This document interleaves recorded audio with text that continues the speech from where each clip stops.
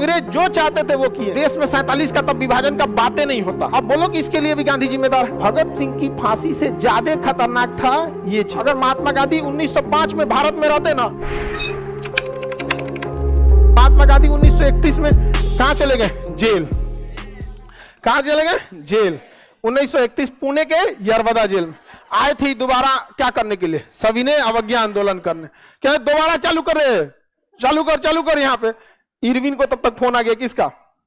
McDonald का phone, मतलब संदेश आ गया, कहा कि गिरफ्तार कर। तो इनको बहुते अकड़ में आदमी रहता है, ठीक आदमी नहीं है यहाँ पे, ये ठीक नहीं है, भरोसा करने लायक नहीं, खतरनाक, जेल में डाल दो बस। इरविन तो पहले से खार खिल लेता, किन से? गांधी जी पकड़ के डाल दिया किसमें? यरवदा जेल में। किसमें? यरवदा जेल में डाल दिया। महात्मा गांधी जेल में चुपचाप थे, तब तक बुला लिया मैकडोनल्ड ने तृतीय गोलमेज।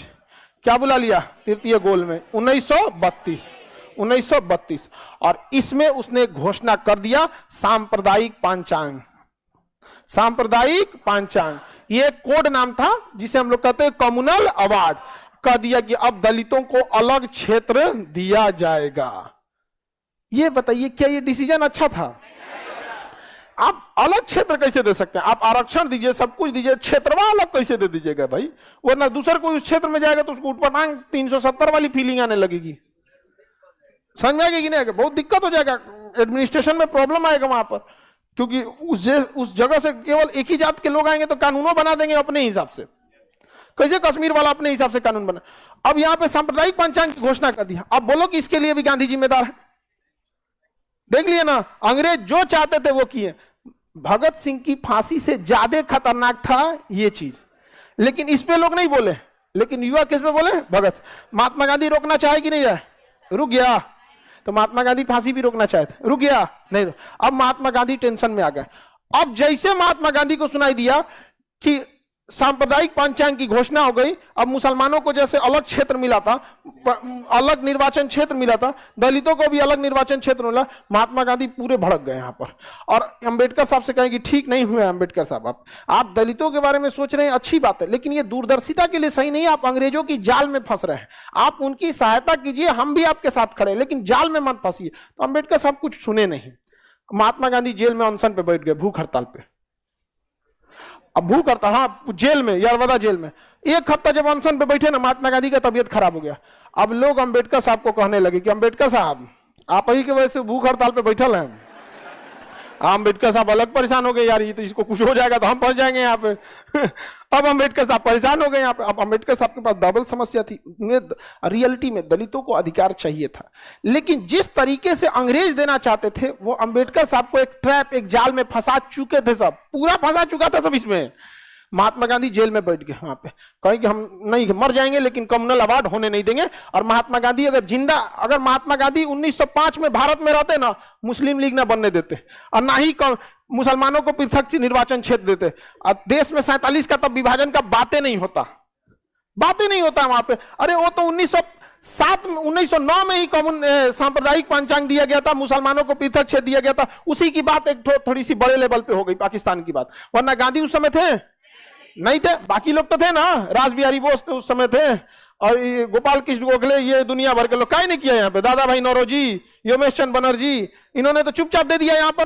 अब बाल गंगाधर तिलक ने और एनी बेसेंट ने तो समझौता भी करा दिया कांग्रेस और मुस्लिम लीग में। अब महात्मा गांधी लखनऊ में टुकुर टुकुर देख रहे थे, समझौता हो गया, पहला अधिवेशन है मेरा। लेकिन जब महात्मा गांधी आए नहीं दिया उन्होंने, और जेल में महात्मा गांधी ने क्या कर दिया था? अनशन कर दिया था। अब अंबेडकर साहब को माथा दर्द कर गया, अरे भाई साहब का कुछ हो गया ना तो भीषण बवाल हो जाएगा, क्योंकि उस समय देश में जब हिंसा होती तो अंग्रेज उस हिंसा को फैला देते और फिर ये लड़ाई हो जाती दलित बनाम अपर कास्ट। समझ में आ गया कि नहीं आ गया? अब महात्मा गांधी अनशन पे, अब क्या किया जाए? तो मोतीलाल नेहरू ने कहा, तेज बहादुर सप्रू ने, जवाहरलाल नेहरू और तेज बहादुर सप्रू ने अंबेडकर साहब को कहा कि चलिए जेल में चलिए, हम दोनों में समझौता करा देते हैं। अब ये बहुत जरूरी है, नहीं तो बवाल हो जाएगा, देश का माहौल खराब हो जाएगा। यहाँ पे आंतरिक गृह युद्ध की समस्या हो सकती है आपको, आंतरिक मामले में ऐसा होता है। अंबेडकर साहब का हाँ चलिए चलिए, फंस जाएंगे हम चलिए, ये सब ठीक नहीं है आप। तो महात्मा गांधी दलितों के खिलाफ नहीं थे, समझिए। महात्मा गांधी जब अंबेडकर साहब के बीच में यरवदा जेल में जब बैठक हुई तो अंबेडकर साहब ने कहा कि गांधी जी आपको भी पता है कि दलितों की स्थिति कितनी खराब है, हमें उनके लिए 71 सीटें चाहिए चुनाव में। कितने सीटें चाहिए? 71 से। अगर हम उनको इतना सीट देंगे तो वो जाके संसद में अपनी आवाज बुलंद कर सकते हैं, अपने लिए कानून बना सकते हैं। महात्मा गांधी ने कहा कि अंबेडकर साहब आप बिल्कुल सही कहते हैं, लेकिन अगर आप कह दीजिएगा कि केवल और केवल एक क्षेत्र से केवल और केवल कौन आएगा? दलित ही आएंगे, तो दिक्कत इस बात की हो जाएगी कल को वो अपने उस एरिया को वो भारत से ज्यादा अपना एरिया समझने लगेंगे। समझ में आएगी कि नहीं? अंबेडकर साहब ने कहा कि हाँ आपका कहना सही है। इस बात को उन्होंने भी स्वीकार किया कि सारे समाज का हर इंसान पढ़ा लिखा हो जाए ये जरूरी नहीं है। कोई ऐसी जाति है क्या जिसमें सारे लोग पढ़े लिखे? कुछ तो और पढ़ाएंगे। तो महात्मा गांधी यही कह रहे थे कि मान के चलिए अगर आप इतना एरिया को कह देते हैं कि ये केवल और केवल किसके लिए हो जाएगा, तो कल को ये इनको लगेगा कि इनका एरिया। तो आप समाज सुधार ठीक है, लेकिन इस आड़ में आप ये ना करें कि मतलब आगे जाके दिक्कत हो जाए। तो अंबेडकर साहब ने कहा गांधी जी से कि आप ही कुछ सुझाव दीजिए। तो उन्होंने कहा देखिए आप दलितों के बारे में सोच रहे हैं 71 सीट, हम आपको 148 दे देते हैं। कितना देते हैं? 148। अंबेडकर साहब को इनका क्या गुंजी हो गया यहाँ पे? समझ में आ गया कि नहीं आ गया? कितना देंगे? 148। लेकिन 148 सीट अलग अलग, एक यहां ले लीजिए, कभी यहां ले लीजिए, एक तो यहां यहां, ऐसे करके आप जहां तहां से लीजिए, ठीक है? ऐसे सीट लीजिए। इस सीट से फायदा क्या होगा कि हर एरिया से जो पिछड़ी जाते हैं उनका कुछ ना कुछ उत्थान होगा और धीरे धीरे पूरा समाज बदलेगा। थोड़ा समय लगेगा लेकिन समाज बदलेगा। आपको 71 चाहिए था ना, हमने आपको कितना दिया? 148 दिया यहां पे। लेकिन पृथक क्षेत्र नहीं देंगे, संयुक्त क्षेत्र देंगे। पृथक क्षेत्र नहीं देंगे, संयुक्त। तो अंबेडकर साहब आरक्षण भी चाहते थे और पृथक क्षेत्र भी चाहते थे। महात्मा गांधी ने कहा कि आरक्षण होगा और आरक्षण इससे ज्यादा होगा लेकिन संयुक्त क्षेत्र में होगा। तो रैमजे मैकडोनाल्ड ने तृतीय गोलमेज सम्मेलन में आरक्षण सहित पृथक निर्वाचन दिया, जबकि पूना में जो समझौता हुआ गांधी और अंबेडकर के बीच में, उसमें आरक्षण सहित संयुक्त निर्वाचन हो गया। आज भी हमारे यहाँ यह व्यवस्था लागू है। आपके यहाँ जब कभी मुखिया या सांसद विधायक का चुनाव होता होगा तो सुनते होंगे कि इस बार यह सीट महिला के लिए रिजर्व है, इस बार यह सीट दलित के लिए रिजर्व है, ऐसे सुनते हैं। अच्छा, वो हमेशा नहीं रिजर्व रहेगा, फिर हटा के दूसरे जगह भेज दिया जाएगा। समझ में आ गया कि नहीं आ गया? बताइए गांधी दूरदर्शी थे कि नहीं थे?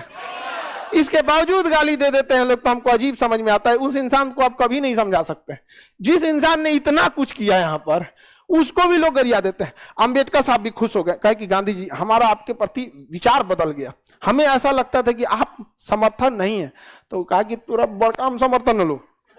समझ में आ गया कि नहीं? 148, 171 से ज्यादा हम लोग बढ़िया 171 के जगह 48। अच्छा, अब दलितों के भी मन में किसके प्रति आदर की भाव ज्यादा आ गए?